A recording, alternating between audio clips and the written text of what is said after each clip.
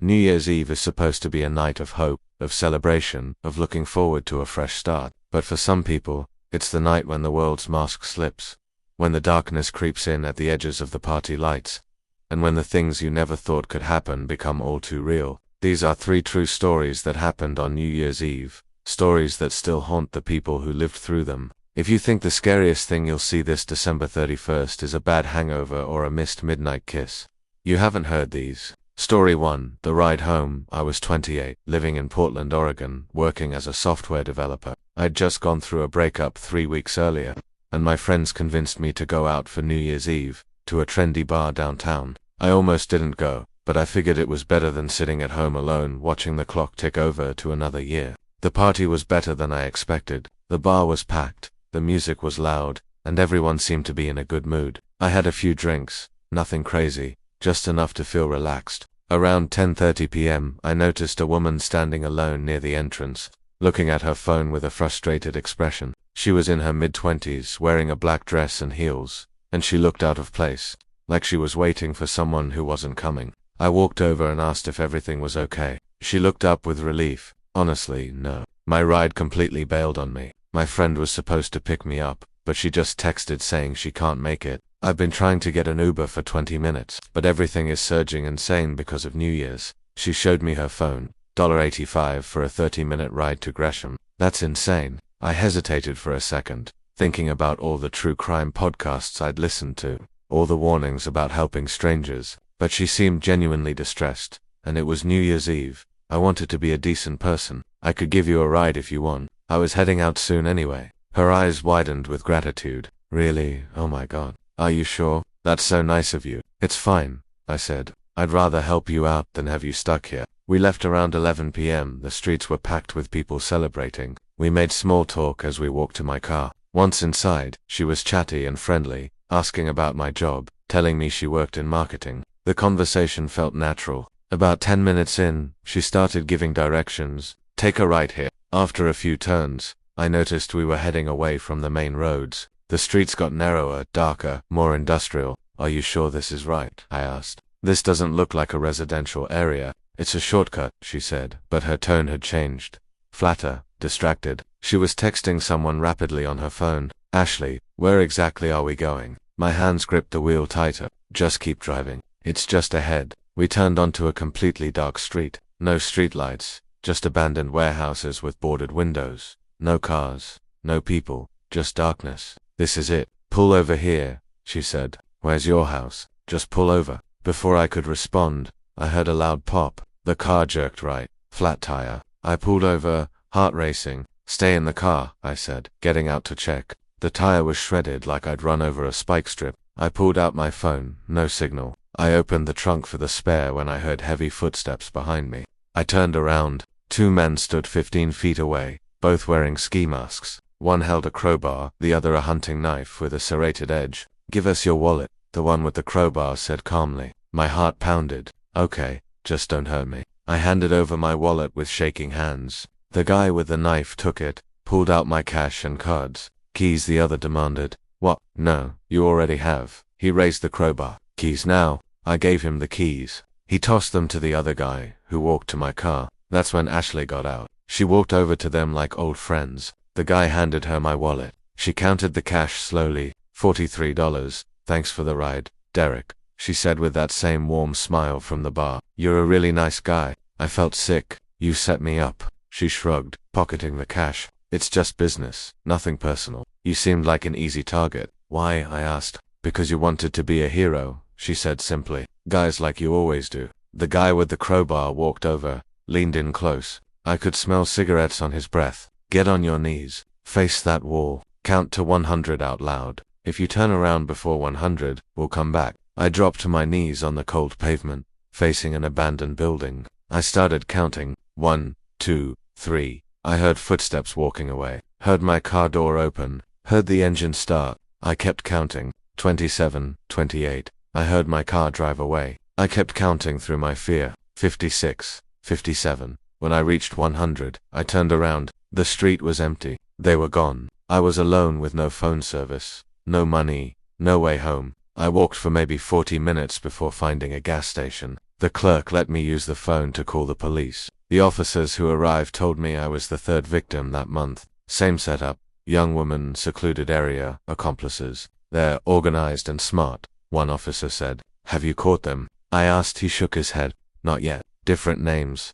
different locations every time. They drove me home. I spent the first hours of 2020 canceling cards and feeling like an idiot. 2 days later, police found my car abandoned, plates removed, interior wiped clean. But they found something in my glove compartment I hadn't put there. A Polaroid photograph. The photo showed me outside the bar, standing by my car, looking at my phone, completely unaware. On the back, in red marker, "We chose you first." The detective explained they hadn't gotten lucky when Ashley approached me. They'd been watching me before that. They'd picked me out specifically, followed me inside, waited for the right moment. It was all planned from the start. The case is still open. They never found them. Now, every time a stranger approaches me, I wonder if it's happening again. I wonder if someone is watching, photographing, planning. They took my ability to trust people, my desire to help. But mostly I think about those words, "We chose you first," because they're still out there, choosing others. And next time, they might take more than a wallet and a car. Story 2, The Watchers in the Snow. This happened on New Year's Eve 2016. I was 26, driving from Boston to upstate New York to spend the holiday with family. My mom had remarried a man named Robert. They lived in a house surrounded by woods. My younger brother, Tyler, 19, lived with them while attending community college. They had a German Shepherd named Rex from a police canine program who'd washed out because he was too protective. When I arrived around 4 p.m., I helped Robert bring firewood from the shed. I noticed cigarette butts on the ground near the tree line, half buried in old snow. "That's weird," Robert said. "None of us smoke." "Maybe hikers," I suggested. He threw them away without another word. I wish we'd paid more attention. We planned a quiet evening, pizza, board games, watching the ball drop. Around 8 p.m., heavy snow started falling. Within an hour, several inches covered the ground. That's when Rex started acting strange. He'd been lying by the sliding glass door, but suddenly stood up, staring at the backyard, letting out a low growl from deep in his chest. "Rex, what is it?" Mom called. He didn't respond, just kept staring, growling deeper. Robert opened the door and Rex bolted outside, barking aggressively toward the tree line. But he wasn't chasing something. He was trying to intercept something approaching. He stopped 15 feet from the trees and stood rigid, barking in sharp warning bursts. Robert had to physically drag him back inside. The dog was trembling, not from cold, from fear. I'd never seen a German Shepherd look scared before. When Robert got him inside, Rex immediately went back to the glass, barking, nose pressed against it, breath fogging the window. "Something's really got him worked up," Robert said, peering into darkness. Around 9 p.m., the power flickered. Robert noticed the neighbor's motion light kept turning on and off, too consistent, too rhythmic. Rex was pacing now, whining and growling. Mom tried to calm him, but he ignored her, completely focused on something outside we couldn't see. Then at 9:40 p.m., 3 slow, deliberate knocks on the front door. We all froze. It was late, middle of a snowstorm, and we weren't expecting anyone. Robert looked through the peephole. "I don't see anyone." He opened the door. The porch was empty, just snow blowing in. He stepped outside briefly, looked around, came back in, shaking his head. "Must be kids." But Rex went ballistic. He started barking so loudly Mom had to physically hold him back. He was trying to get to the door, teeth bared, spit flying from his mouth. Robert locked the door and checked all windows. "Probably just the storm making us jumpy," he said. But his voice wavered. Tyler looked at me, face pale. "This is really freaking me out." Around 10:15 p.m., we heard footsteps on the porch. Not loud, but deliberate. Slow, heavy steps walking from one end to the other. Rex started barking again. Robert grabbed a flashlight and went to the door. He looked through the peephole, then quickly opened it and shone the light outside. "Hey, who's out there?" he yelled. No response, just wind and snow. But when Robert stepped onto the porch, he went rigid. He bent down, examining something, then quickly came back inside and locked the door. "What is it?" Mom asked, voice tight. "Footprints," Robert said. "Fresh footprints in the snow. Multiple sets. They go from the driveway to the front door, then back down the steps and around the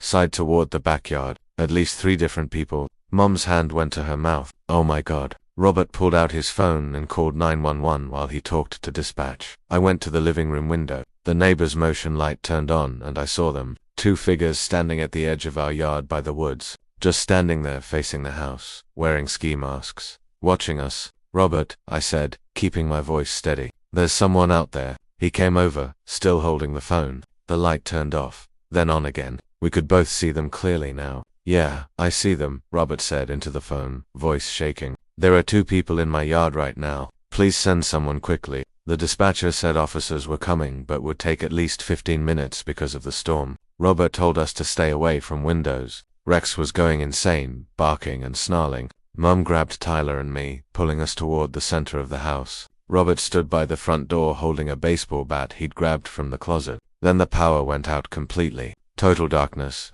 The generator didn't start. We sat there hearing only Rex's frantic barking and our heavy breathing in the cold air. Then came the sound of breaking glass from the kitchen. Rex took off running toward the sound, barking ferociously, his nails scraping the hardwood. Robert and I followed with the flashlight. The window above the sink was smashed. Cold air and snow poured in. We heard footsteps outside, crunching in snow, moving away from the window. Rex was at the back door, throwing himself against it, desperate to get outside. Robert shone the flashlight out the broken window. I saw one figure running toward the woods, but they weren't running like someone caught. They were running like someone who'd accomplished their goal. Then we heard sirens. Finally, 2 officers arrived and searched the property with flashlights. They found footprints everywhere, circling the entire house, leading to every window and door. They found the broken window. They found something else. A pile of cigarette butts near the back corner of the house, hidden behind bushes. At least 40 butts, all relatively fresh.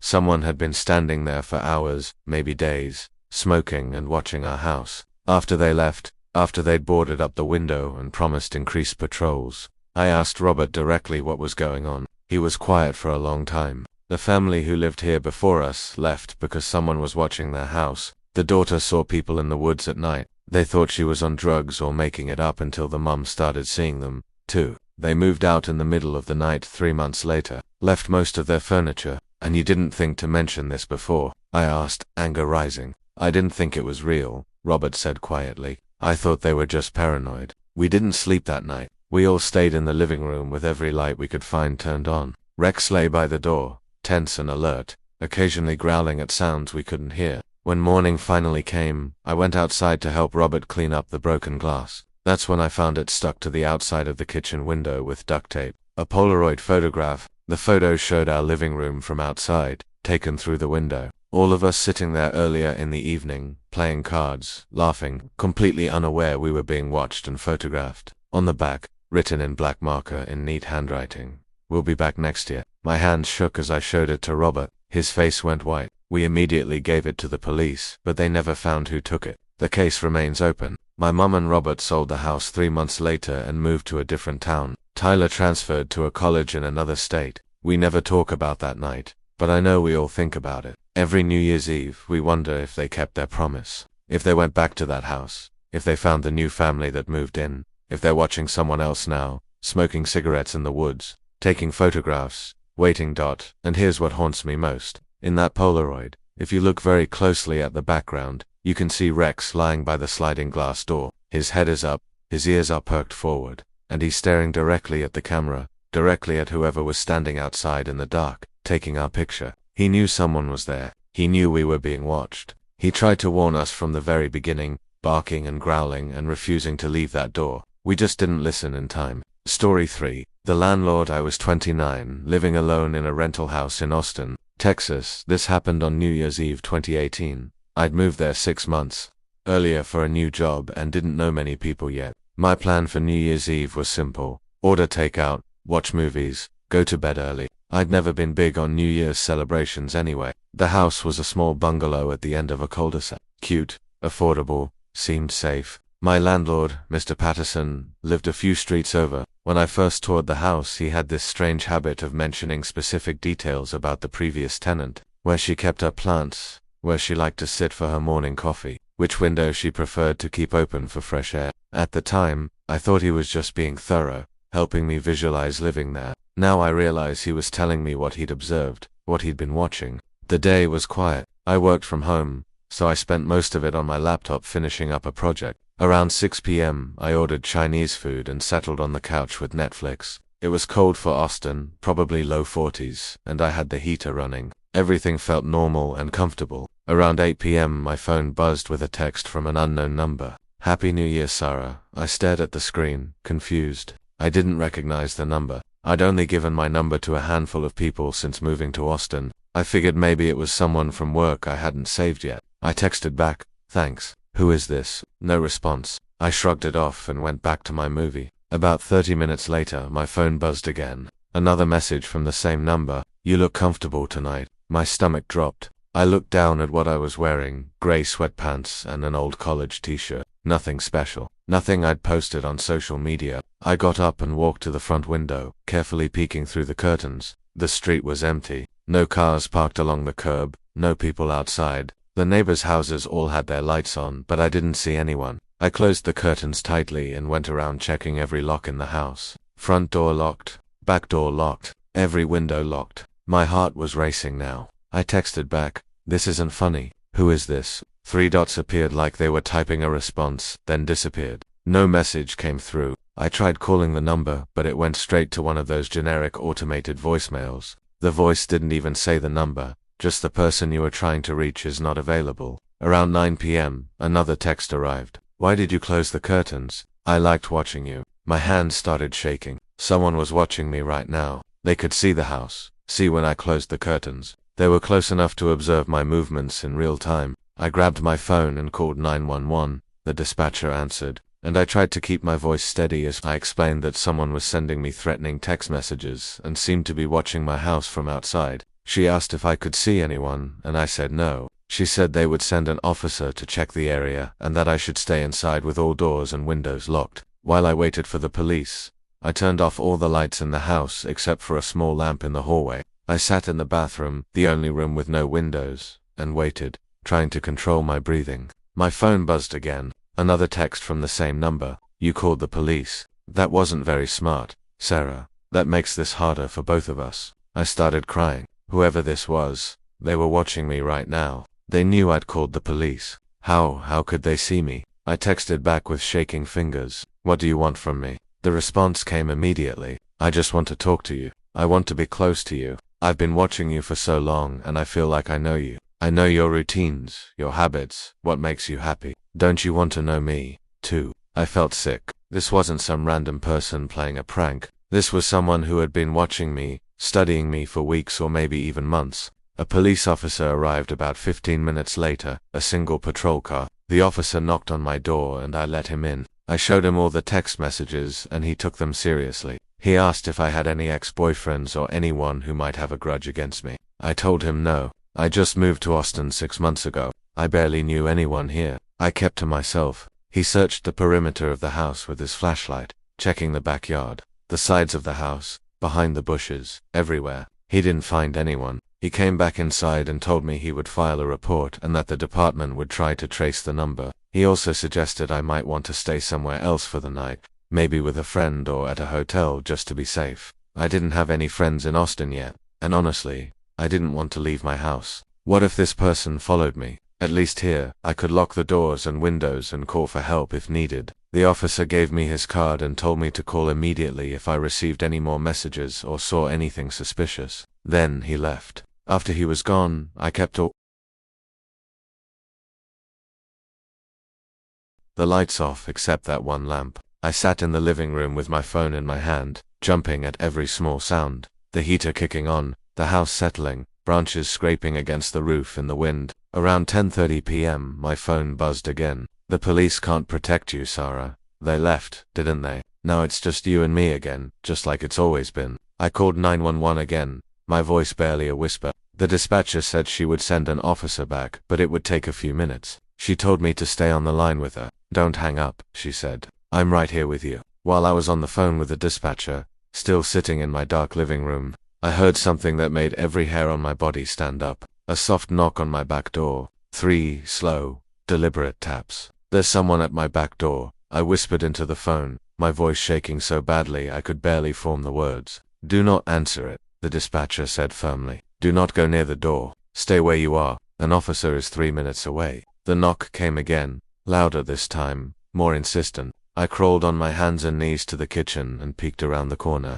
Through the window and the back door, I could see a silhouette standing there, backlit by my neighbor's porch light. The figure was just standing there, motionless, facing the door, facing me. My phone buzzed with another text. Open the door, Sarah. Please let me in. I've waited so long to talk to you face to face. I just want to see you. I need to see you. The figure at the back door started pounding on it now, harder and harder, the door shaking in its frame. Then I heard a voice, a man's voice, but it was muffled and distorted like he was speaking through a mask or cloth over his mouth. Sarah, the voice said. Sarah, please. I just want to talk to you. I need to see you. I've been so patient. Please, just open the door. He kept saying my name over and over, each time getting more desperate, more insistent, more frantic. Sarah, Sarah, Sarah, Sarah. Then I heard the sirens. The pounding stopped immediately. I saw the silhouette turn and run, disappearing into the darkness of the backyard. 2 officers arrived this time. They searched the backyard thoroughly with flashlights and found footprints in the dirt,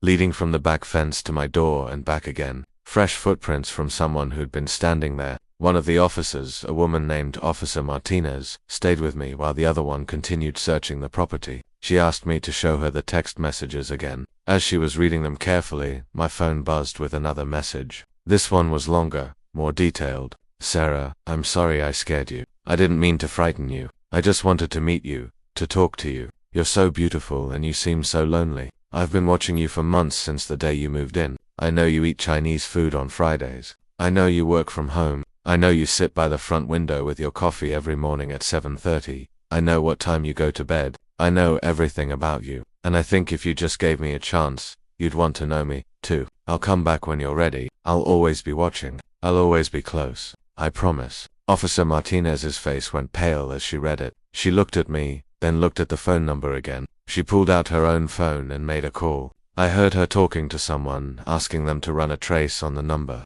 A few minutes later, she got a call back. When she hung up, her expression had changed completely. She looked uncomfortable, almost sick. Sarah, she said quietly, do you know your landlord well, Mr. Patterson? My heart stopped. Not really. Why? What does he have to do with this? The number these texts are coming from is registered to a Gerald Patterson at an address just a few streets from here. Is that your landlord? I felt like the floor had dropped out from under me.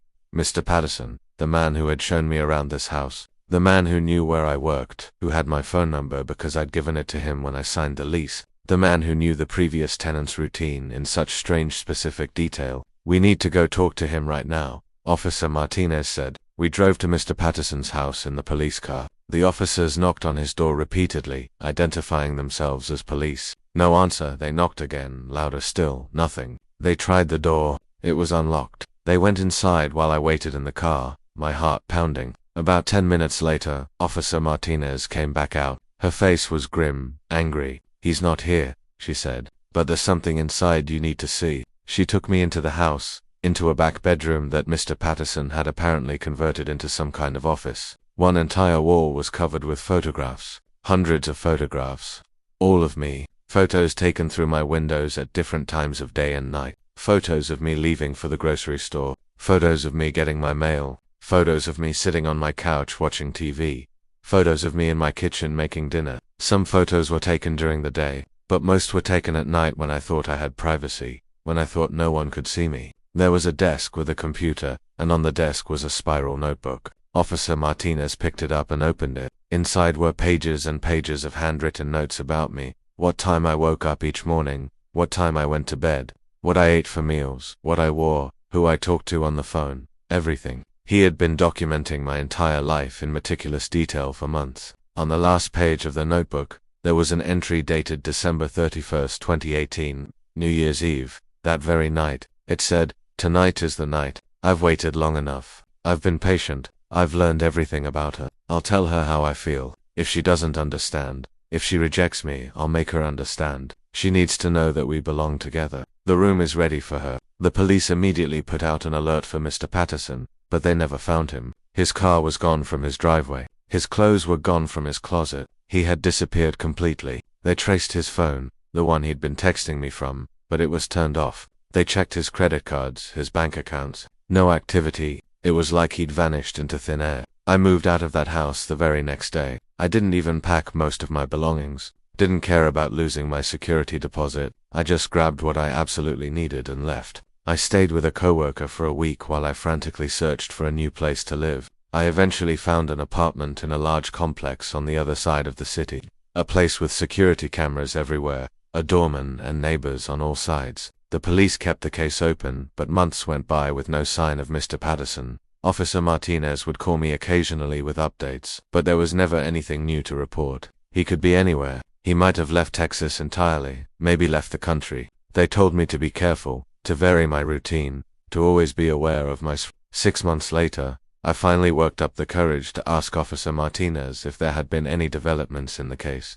She hesitated before answering, and I could tell there was something she hadn't told me before. "Sarah," she said slowly, "when we searched Mr. Patterson's house more thoroughly after he disappeared, we found something in his basement." "A room? What kind of room?" I asked, though I wasn't sure I wanted to know. "It was small, maybe 8 by 8 feet. There was a mattress on the floor, a chair, and a small table. The walls were covered, completely covered with more photographs of you, hundreds of them, and on the table was a calendar. He had December 31st, 2018 circled in red ink. Below the date, he had written Sarah moves in. I felt sick. "What does that mean?" I asked, but I already knew. Officer Martinez's voice was gentle, but her words were heavy. "We believe he had been planning this from the very beginning. The house, the lease, everything. He set it all up specifically so he could watch you. We think he deliberately chose you as a tenant, maybe saw you at your job or around town, became obsessed and then orchestrated the entire situation so he could be close to you and monitor you constantly." I couldn't speak. I just sat there, phone pressed to my ear, trying to process what she was telling me. "And Sarah," Officer Martinez said, "you need to understand something. People like Gerald Patterson don't just stop. They don't get help. They don't reform. They just find new targets. He's out there somewhere right now, and he's probably already found someone new to watch. We've alerted police departments across the country, sent out his photo and information, but he's been very careful. He hasn't used his credit cards, hasn't accessed his bank accounts, hasn't done anything that would leave a digital trail. It's been over a year now since that night. I still live in that apartment with the doorman and the security cameras. I still sleep with all the lights on. I still check every window and door at least 3 times before I go to bed. I still get panic attacks whenever my phone buzzes with a message from an unknown number. But most of all, I think about that room in his basement. That room he had prepared specifically for me, with my photographs covering every wall. I think about that calendar with December 31st circled in red. I think about what would have happened if the police had taken just a few more minutes to arrive that night. What he would have done to me, where I would be now, because I know he's out there somewhere. I know he's not done. Officer Martinez was right. People like him don't stop. They just find new victims. And somewhere right now there's probably another woman who has no idea she's being watched. No idea someone is documenting her routine, learning her habits, taking photographs through her windows at night. No idea someone is preparing a room for her. And there's nothing I can do to warn her because I don't know who she is. I don't know where she lives. I just hope she's more careful than I was. I hope she notices the signs I missed. I hope she listens to her instincts when something feels wrong. Every New Year's Eve now, I think about that night, about those text messages, about that voice at my door saying my name over and over, about that room in the basement, and I wonder, is he watching someone new right now? Is he sending them messages? Is tonight the night he circled on his calendar? I'll never know, but I'll never forget, and I'll never feel completely safe again. New Year's Eve is supposed to be a night of hope, of celebration, of new beginnings. But for some of us, it's a reminder that the world doesn't stop being dangerous just because the calendar changes. It's a reminder that evil doesn't take a holiday. It waits, patient and quiet, for the moment when you let your guard down. If you're listening to this, maybe you're alone tonight. Maybe you're waiting for someone to come home, or maybe you're just trying to make it through another holiday. Maybe you're thinking about the stories you've heard, the ones that make you check the locks and peek through the curtains. I'm not telling you these stories to ruin New Year's Eve. I'm telling you because they're true, because they happened to me, and to people like me. Because sometimes, the only thing standing between you and the darkness is a locked door, a loyal dog, or a moment of hesitation that makes you turn around and walk away. So this year, when you see the fireworks and hear the music and feel the hope of a new beginning, remember that safety is something you make, not something you're given. Trust your instincts. Listen to the little voice that says something isn't right. And if you ever find yourself alone on a cold December night, remember, you're not as alone as you think. These were 3 very scary true New Year's Eve horror stories. I hope you never have to live through anything like them, but if you do, I hope you remember that sometimes, the best thing you can do is listen to your fear and act on it.